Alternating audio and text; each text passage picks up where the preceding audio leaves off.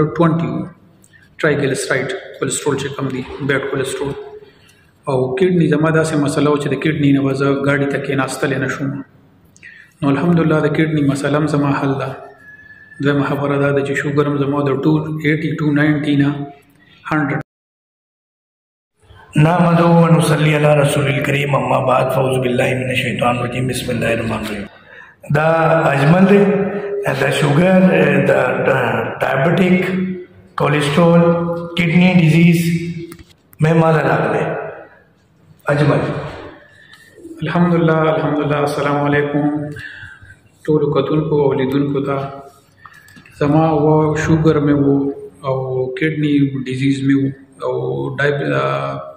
کولیسټرول مې و دا درې زما غټې بیماری وي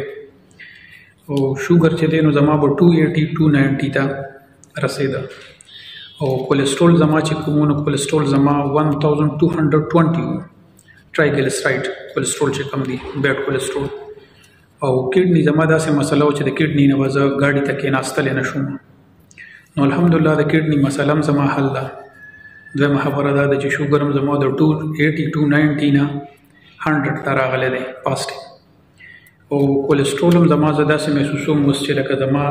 بې انتها برابر شوي دي ځکه چې ما ته نه محسوسېږي اوس زما باندې به چکر راته د کولیسټرولو سره ځکه چې 1220 چې ټرایګلیسراید دا ډېر زیات دي دی نه د زړه دوره ده دی نه د هر څه کېدی شي نو الحمدلله ما یوه هفته دوایي خوړلې ده او د هغه یوه هفته دوایۍ نه پس زه دوباره ډاکټر صاحب ته راغلم دوایي ما سره د یوې هفتې اوس هم شته دا نه چې ما دوایي ختمه کړې ده نو زه ډاکټر صاحب ته راغلم نه ما سره دوایي د یوې هفتې شته دی خو ډاکټر صاحب بیا روان دي مدینې ته نو ما ویل چې زه ډاکټر صاحب سره صلاح وکړم او ما ته دوایي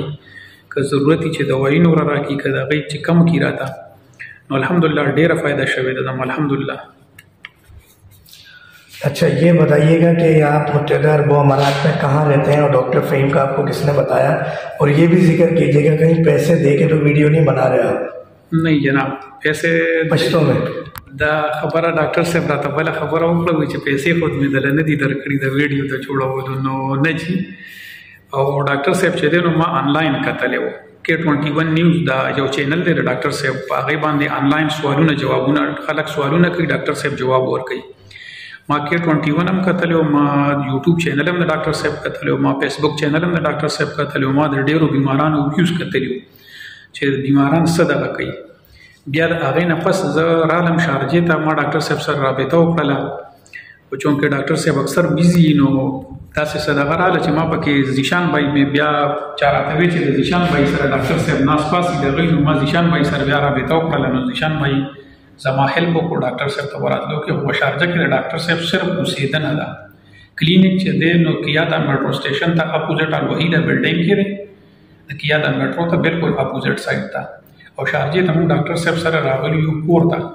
دلته اکموډیشن د ډاکټر صاحب پاتې کېږي دلته کې نو زه دلته کې د ډاکټر صاحب دغه دلته کې زه راغلی یم چې ما ویل چې ډاکټر صاحب به یو شکریه ادا کړو او د الله تعالی به ډېر لوی شکر ادا کړو چې موږ الله تعالی صحت راکړو جزاک اللہ بہت بہت شکریہ بہت سارے پختون پیشنٹ آتے ہیں ہمارے پاس تو ہم نے کہا ان کے لیے پشتوں میں ہمارے اجمل بھائی آئے ہوئے تھے تو ان سے فائدہ اٹھائیں اردو میں بھی ہم نے ان سے انٹرویو لیا 8 منٹ کا تو وہاں تو مجھے سمجھ میں آتی تھی تو میں نے کچھ سوالات کیے ان سے اور جوابات لیے اور پشتوں کے اندر کیونکہ ابھی مہارت نہیں ہے مہارت کیا بس سمجھنا بھی تھوڑا سا شویا ہے تو اسی لیے اجمل بھائی کو ہم نے یہ لیا تاکہ ہمارے جو پشتو جو کمیونٹی وہ بھی مستفید ہو سمجھے دیکھے سنے کیونکہ ہماری اس دنیا کے اندر ہر شخص نے 1.5 اینٹ کی مسجدیں بنائی ہوئی ہیں ہم بحیثیت قوم تو ایک ساتھ یکجا نہیں ہوئے مگر بحیثیت پشتو اردو اسپیکنگ سندھی پنجابی ہم الگ ہو گئے ایک دوسرے سے دور ہو گئے ایک دوسری قوم پہ یقین ہمارے لیے مشکل ہو گیا اور پھر جھوٹ اتنا زیادہ ہو گیا کہ سچ بھی جھوٹ لگنے لگے کہ جو سچا ہو اس پہ بھی ہمیں شک ہو جائے کہ یار دھوکہ کیوں کیونکہ دبئی کے بارے میں ایک یہ مشہور ہے کہ جھوٹ کی دنیا ہے دھوکے کی دنیا ہے تو اس دنیا میں کوشش کر رہے ہیں کہ موذی امراض کے خلاف یہ دیکھیں انہوں نے اپنا نکال لیا کہ جب یہ ویری فرسٹ ڈے آئے تھے آج سے 1 ہفتے پہلے 187 فاسٹنگ تھی اور آج الحمدللہ آج کی فاسٹنگ ان کی 104 ہے تو یہ بھی بہت کم پیشنٹ ہوتے ہیں کہ جو چیزوں کو نوٹ کر رہے ہوتے ہیں لکھ رہے ہوتے ہیں بتا رہے ہوتے ہیں اتنے پریشان آئے تھے نا یہ ایک ہفتے پہلے کہ میں لفظوں میں بیان نہیں کر سکتا تھا کہ